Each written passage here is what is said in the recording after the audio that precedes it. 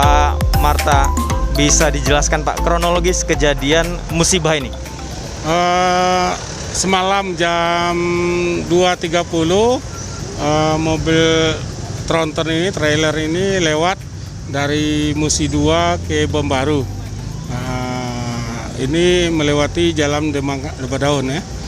Pas jam tersebut kekuatan kendaraannya untuk naik ke atas ini trouble gitu kan.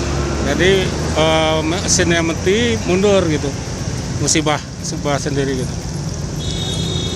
Nah, apakah ada korban jiwa di musibah ini? Oh, ada korban dia karena dia jalan sendiri kok. Jalan sendiri dan ini musibah murni. Untuk kendaraan saat ini berada di mana?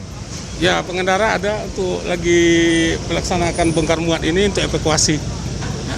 Kita dari Dinas Perhubungan bersama Satlantas membantu untuk secepatnya evakuasi supaya lalu lintas di Kota Palembang ini lancar. Langkah-langkah apa yang dilakukan supaya ini bisa berjalan baik? Ini langkah yang kita coba kan sudah ini kita laksanakan bongkar muatan dulu. Setelah itu baru mobilnya kita tarik dengan kendaraan yang sesuai dengan kapasitasnya. Targetnya berapa lama nih Pak? Ya mudah-mudahan secepatnya jam 5 sore selesai jalan lintas lagi.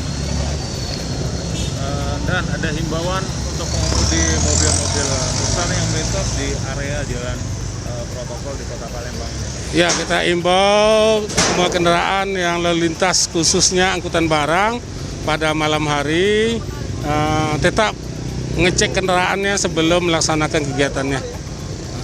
Terus mati aturan yang sudah kita laksanakan gitu.